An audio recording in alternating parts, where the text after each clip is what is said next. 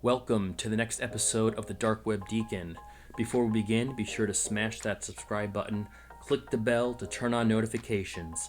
New videos are published every Monday and Thursday, and as always, be sure to like and provide comments. Be bold, be inspirational, be you on TikTok. That's their tagline. How about they change it to be complacent and be spied on with TikTok? TikTok has 800 million users around the world, about 30 million in the US and roughly 2 million in Australia. Leadership in both countries have been bullish on banning the app recently. Do I think you should use this app? No. Your position may be, what is the Chinese Communist Party going to do with my data? I would say in the short term, you're probably right. There's probably very little risk. But in the long term, the future of warfare and social disruption will be through digital means. And the more personal information you have on all members of a country you are looking to attack, the more effective that campaign will be. In the age of isolation, video sharing platforms like TikTok have emerged as a bonding force for many of us, and this is a good thing.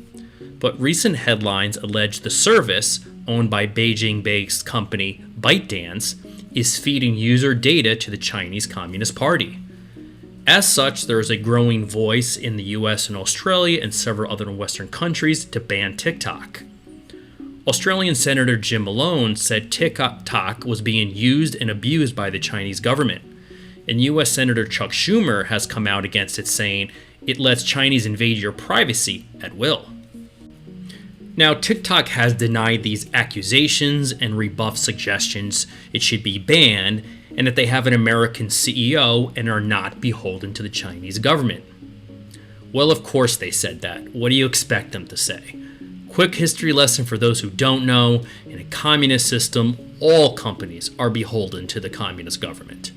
Is there a good reason, though, why governments are examining this app so closely? Is there good, hard, tangible evidence? And could it really be used as a tool by the Chinese government to spy on us? So let's just start with what information is collected. When installed, TikTok asks users to grant several permissions, including the use of a camera, microphone, and contact list. However, it also can collect location data along with information from other apps on your device. Last year, a proposed class action lawsuit was filed against TikTok in California, claimed that the company gathered user data including phone numbers, emails, location, IP addresses, and social network contacts. The lawsuit also stated TikTok concealed the transfer of data, including biometric data, and continued to harvest that data even after the app had closed. This could mean when you're, as a user, shooting a video and you click the next button, the video will automatically transfer that data to specific servers owned by TikTok without your knowledge. While TikTok's headquarters are in Beijing, Australian General Manager Lee Hunter recently claimed Australia's user data was stored in Singapore and other regions are stored in US data centers, and this is true. A major challenge in sorting the truth from fiction lies in how people define the word data. While TikTok users' details and videos may be stored in Singapore or in US data centers, there is still potential for that data to be extracted and analyzed from the video content and the device and sent to Chinese servers, although this has not been officially proven in public yet.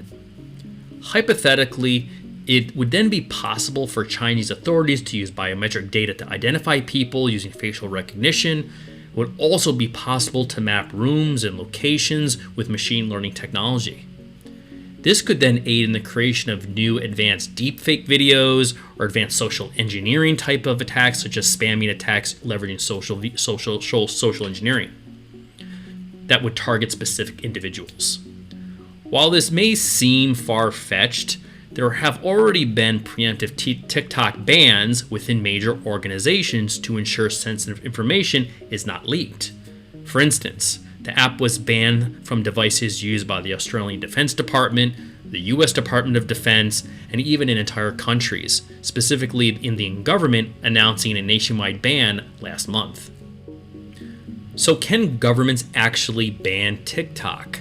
Well, the answer is yes and no.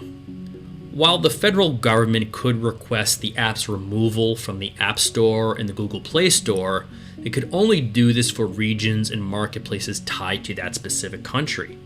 So, for example, users in Australia would still be able to download TikTok from another region store or via a third-party source. Secondarily, blocking access to TikTok servers could also serve to ban the app. This would be done in conjunction with internet service providers, as they can block access to apps and websites. But users would still be able to gain access to these apps and websites using proxies or VPN to circumvent those country controls.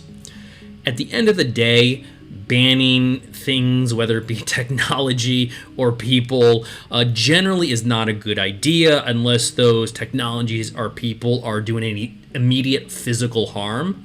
So generally speaking, banning is not usually the way to go. Education is.